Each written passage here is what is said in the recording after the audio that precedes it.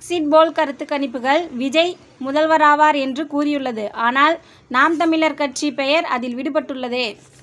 பெரும்பாலான கருத்து கணிப்புகள் பார்த்தீங்கன்னா விஜய் அதிக தொகுதியை கைப்பற்றுவார்னும் முதல்வர் ஆவார் அப்படின்னு சொல்லிட்டும் கருத்து கணிப்புகள் தொடர்ந்து வெளிவந்து கொண்டு தான் இருக்கிறது. எக்ஸிட் போல் அப்படிங்கிறது பார்த்தீங்கன்னா நேஷனல் அளவில் பெரிய சிறந்த ஒரு பத்திரிகைகள் CNN, இந்தியா டுடே இந்த மாதிரி பத்திரிகைகள்லாம் 8 பத்திரிகைகள் இணைந்து கருத்து கணிப்புகள் நடத்தி இருக்கிறாங்க. நடத்துனதில் பார்த்தீங்கன்னா அவங்க சொல்கிற முடிவு என்னன்னு பார்த்தீங்கன்னா 17லேருந்து 24% வாக்குகள் விஜய் பெறுவார் அப்படின்னு சொல்லியிருக்கிறாங்க. அதே மாதிரி பார்த்தீங்கன்னா IPS அதிகாரி ரவி என்பவர் ஓய்வு பெற்ற அதிகாரிகளை வைத்து 234 தொகுதிகளிலும் அவர் ஆய்வு நடத்தியிருக்கிறார், கருத்து கணிப்புகள் செய்திருக்கிறார். அதில் விஜய் 41% வாக்குகள் வாங்குவார் அப்படின்னு சொல்லிட்டும் அதே நேரத்தில் 120 தொகுதியை கைப்பற்றுவார் அப்படின்னும் அவர் ஒரு செய்தி வெளியிட்டிருக்கிறார். இது பலருக்கும் ரொம்பவே அதிர்ச்சியாக இருக்குது. குறிப்பாக பார்த்தீங்கன்னா நாம் தமிழர் கட்சியை சேர்ந்தவர்களுக்கு மிகவும் அதிர்ச்சியாக இருக்கிறது.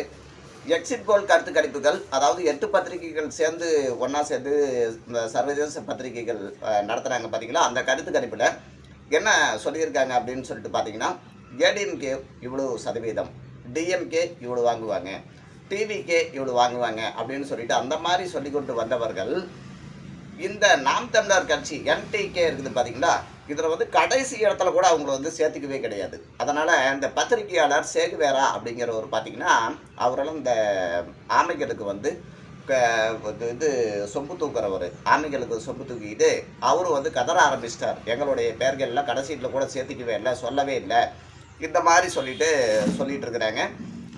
அப்புறம் இன்னொரு சைடு பார்த்தீங்கன்னா இந்த ஆமைகள் என்ன சொல்கிறாங்கன்னு பார்த்தீங்கன்னா வெற்றி பெற்றால் முதல்வர் இவங்க அதாவது TVK கட்சியை சேர்ந்தவர்கள் வெற்றி பெற்றால் பனையூருக்கு அந்த வெற்றி பெற்ற வேட்பாளர்லாம் கூட்டிகிட்டு போய் அவங்கள ஒரு இடத்துல தங்க வைக்க போகிறாரு. ஏன்னா அதில் பேரம் நிறைய நடக்கலாம். அதாவது எங்கள் கட்சிக்கு வந்துருங்க, இவ்வளோ கொடுக்குறேன், இங்கே வந்துருங்க அப்படின்னு சொல்லிட்டு MLAக்களை விலைக்கு வாங்கலாம். நாம் இது நாட்டில் பார்த்துட்டு இருக்கிறது தான். அதனால் அந்த மாதிரி ஒரு ஏற்பாடும் TVK சார்பில் நடந்துகிட்டு இருக்குது.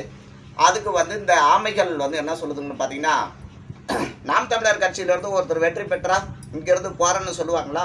யாருமே அப்படி சொல்ல மாட்டாங்க. உயிரை போனாலும் போக மாட்டாங்க. உயிர் போன பிறகு இங்கே எப்படி போவாங்க? உயிர் போன பிறகு அது போகிற இடமே வேறு. அந்த மாதிரி பேசிட்டு அதாவது மெண்டல் தரமாக பேசிகிட்டு இருக்கானுங்க.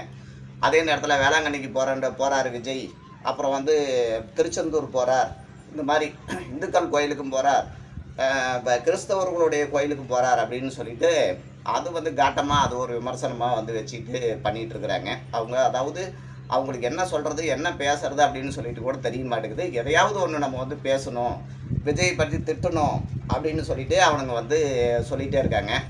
ஏன்னா ஆமைங்களுக்கு வகுத்தறிச்சல் தாங்க முடியல. 2026 சட்டசபை தேர்தலில் நாங்கள் MLA ஆயிடுவோம், நாங்கள் கோட்டையை பிடிச்சிருவோம், நாங்கள் இதாகிடுவோம் அதாகிடுவோம் அப்படின்னு சொல்லிட்டு அப்படிலாம் சொல்லிட்டு இருந்தாங்க. அவங்களுடைய கனவு பார்த்தீங்கன்னா தவிடு பொடியாக ஆயிடுச்சு. இப்போ 234 தொகுதியில் டெபாசிட் கூட எத்தனை இடத்துல வாங்குறாங்கன்னு பொறுத்து இருந்தால் பார்க்கணும். சென்ற தேர்தலில் நாம் தமிழர் கட்சி பார்த்திங்கன்னா 8% வாக்குகள் பெற்றிருந்தார்கள். இந்த சமயம் ஒரு 4%, 3% வாங்குறதே பெரிய கஷ்டமான ஒரு விஷயம். 2%, 1.5% அந்த மாதிரி தான் வாங்க போகிறாங்க. அது உறுதியான ஒரு விஷயம்.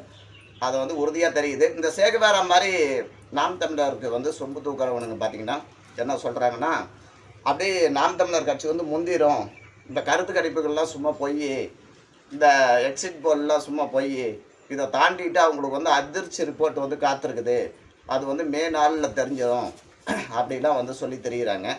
மே 4 பார்த்திங்கன்னா நாளைக்கு தான். நாளைக்கு வாக்கெடுப்பு, நாளைக்கெல்லாம் வாக்கு எண்ணிடுவாங்க. அப்போ ரிசல்ட் தெரிஞ்சிடும் யார் அந்தளவுக்கு வெற்றி அடைஞ்சிருக்கிறார்கள்.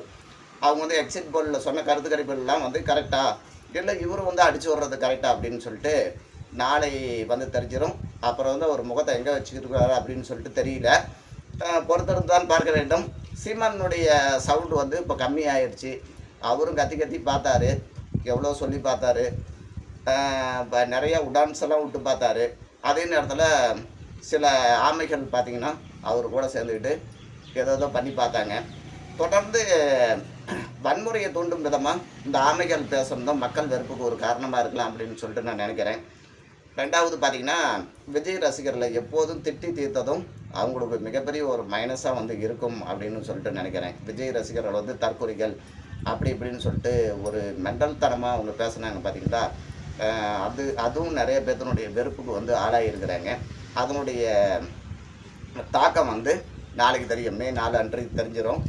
எல்லாம் அதுக்காக தான் காத்திருக்கிறோம். யார் வந்து முதல்வர் அப்படின்னு. கண்டிப்பாக விஜய் வந்து அதிகமான இடத்த வந்து பிடிப்பார் அப்படின்னு சொல்லிட்டு நிறைய கருத்து கணிப்புகளும் சர்வேக்கள் வந்து சொல்லிட்டு தான் இருக்குது. பொறுத்திருந்து பார்ப்போம். நாளை வந்து தெரிஞ்சிடும்.